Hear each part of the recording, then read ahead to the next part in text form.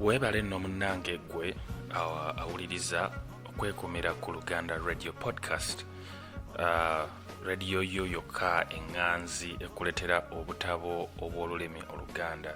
Omutontomi nga bulijjo nze Martin Muganzi, ng'ate era nkomyewo n'akatabo kaffe Zinunula Omunaku, nga bwe twalaba mu ssuula ewedde, essuula ey'okumin'omukaaga, Mirembe nga tunedde Zinunula ebimuli, ate tugenda okuyingira mu ssuula ey'ekumi-n'omusanvu egamba nti Mirembe, Antegeeza, Omwami bw'amwagaliza Mutabani we. Kakati nno lwabika lugenda kukoya, so tereera okalire Luganda Radio Podcast tusimbudde. Zinunula Omunaku, essuula ey'ekumi-n'omusanvu. Mirembe, Antegeeza, Omwami bw'amwagaliza Mutabani we. Waba wayise ennaku 2 nga tumaze okutta omukago, Mirembe n'ambuulira ekyama ekyammala akatuuyo mu mubiri. Yasooka kunsaba musonyiwe olw'obutambuulirirawo kyama kino, bwe yali tayinza kumbikkulira bya lulyo lwe nga tanninaako luwenda, ate ng'okumbuulira ekyama kino yali ateekwa buteekwa okulusiinyaako. Awo teyalwa, n'agenda ku ngeri gye yagendamu mu kisaakaate. Bwe yali ng'akyali muto, nnyina n'afa, ate nga wayise ebiro bitono ne kitaawe n'agoberera, n'aleka ng'alaamidde Pyati Sololo okuba omukuzaawe, kubanga baali banywanyi ba mukago. N'ayongera okumbuulira nga kitaawe bwe yamulekera obutitimbe bw'ebintu ebyakwasibwa omwami Pyati oyo omukuzaawe, nti kubanga kitaawe yatya okubikwasa baganda be ng'alowooza nti bagenda kubyekomya bamudoobye oluvannyuma. Nti nno ebintu ebya kitaawe yabifunanga omugabo gwe ogw'omunyago lwe baatabaala. Bwe yakwasibwa ebintu bye ne yeeyongera nnyo obugagga n'amaanyi, anti nga leero buli kyayagala akyetuusaako, nti era abaddu bangi n'abazaana abaali aba kitaawe mu kisaakaate kya Pyati bakyalimu. Wano we yatuukira ku kigambo ekyankunkumula, ng'ayogeza eddoboozi erijjudde okutya n'ennaku, n'agamba nti omwami ayagala nfumbirwe omu ku batabani be. Nali njasama mbeeko kye njogera, n'ansirisa nti ogira ogumiikiriza maleyo bye nkubuulira. N'ayogera nti ye anjagaliza mutabani we omuggulanda gwe mba nfumbirwa, kubanga amanyi nti bwe nfumbirwa oyo kiba kisalidde mu ntamu, anti ebintu ebyo byonna nga byakufunda ku ye. Naye bwe nfumbirwa omulala, olwo nga batema kubyawuzaamu okutuwaako ekitundu. Naye mutabani we omuggulanda Kimojo Agulukankwale anneesibyeko ng'ayagala y'abantwala.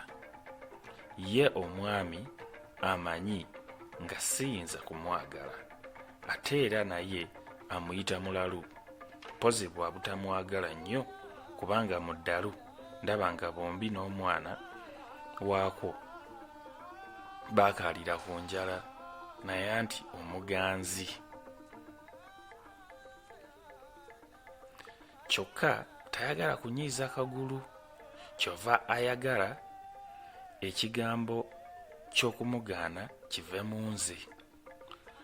Olumu yampita nampikiriza era nannwenwekanweka obugambo obungi obulaga nti ayagala omulenzi oyo mwesammuleko, ye alyoka afune ebbanga okunfumbiza oli gw'ayagala.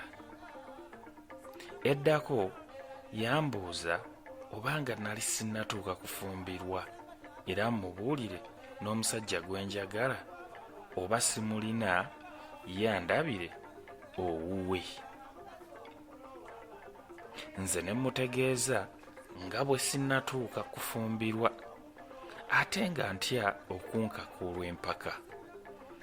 Alina abantu abaali mikwano gya kitange batya era nange antyamu okumulaamira omukago. Ate ennaku zaakayita ntono kasookedde addamu okumbuuza lwe ndifumbirwa era naŋŋamba nti omusajja gwe njagala nzije mumutwalire yeenywere ku mwenge.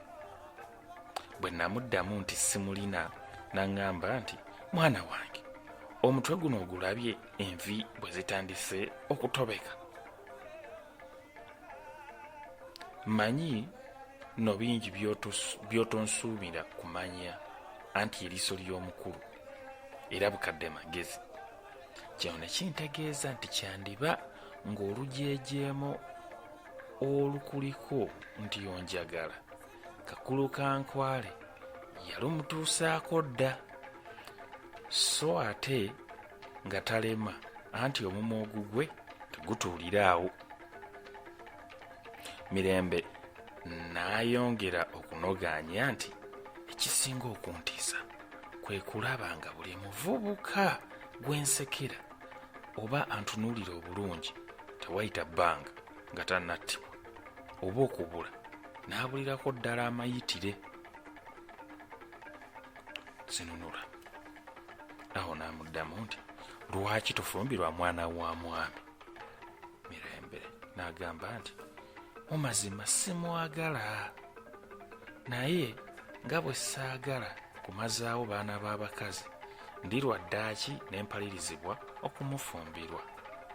Zinunula ye abatta atya ko Mirembe abatta mu ngeri nnyingi, naye oluusi mu kyama ayinza okukusindikira abantu ne bakuteega ne bakutta, oba bayinza okukuwendulira ne bakutwala eyo mu bibira ne bakugalamiza eyo. Emitego egyo gyonna bwe gikulema alinayo gumu ogw'enkomerero n'antavunukwa mulamu.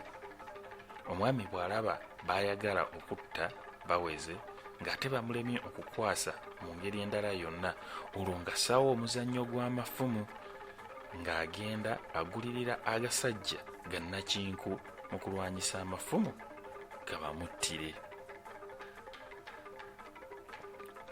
Ye amanyi gy'anaawakankula.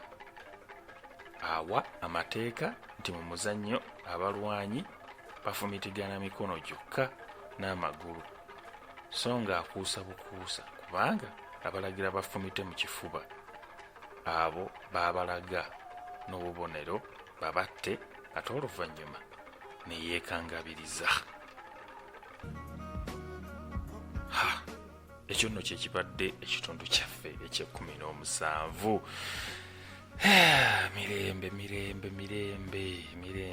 Mirembe abotodde ekyama ekigenda mu maaso mu luggya lwa Piati musajja wa mukago. Abategeera ekigambo omukago nti mu Buganda waffe ow'edda luli abantu baafukanga abooluganda mu kikolwa eky'omukago, nti omuntu bwe yakwatagana nnyo ne munne nga afuuse nnyo mukwano gwe oba mukwano gwe nnyo, nga musanji zino wembawulira mugamba mbwe era simanyi oyo mukwano gwange nnyo, best friend, era alinga big brother, big sister, big bikoze bitya. So ate luli eri bajjajjaffe edda ekintu bakitwalira ddala serious, nga omuntu bakola kye bayita omukago, we baagattanga omusaayi n'emmwanyi omuntu n'afuka wa luganda. So kirabika taata wa Mirembe ono omugenzi ate ye yalina obugagga obw'amaanyi. Piato Sololo bwe yasikira, naye nga Sololo si wa luganda lwa musaayi, wa luganda lwa mukago. Kaakati nga Sololo waayitirawo okukwata ebintu bino byonna bifeekeera taata wa Mirembe omugenzi be yalina ng'alina okulaba nga wasa omuwala omukulu oba omwana wa mugenzi ndowooza gwe tonamanyako mu maaso eyo, n'alyoka yeddiza obugagga bwonna. So embeera ejo zonna eziri ku kyalo kino eno ndowooza awo zisinga okuva. Kaakati tulabika nga tugenda ate mu kanyomero Zinunula waalina ate okulwana ennyo okulaba nga asobola okuyita ku Pyati ne Kaddulubaale poza ate n'abaddako. Bannange mwebale nnyo okwekumira ku Luganda Radio Podcast. Ekitundu kyaffe kino bwe kityo bwe kitambudde. Obubaka mbulaba bwe muweereza nga mubuuza ebiddako n'ebiddirira, jjukira nti osobola okumpereza obubaka ng'oyita ku email yange martinmuganzi@gmail.com. ne tunyumyamu alina ekibuuzo kyonna kiteeka okwo mba nsobola okukiddamu. Ekitundu kyaffe bwe kityo bwe kikomye ekyolwaleero. Ssaabasajja Kabaka awangaale nnyo, mubeere bulungi, mweraba.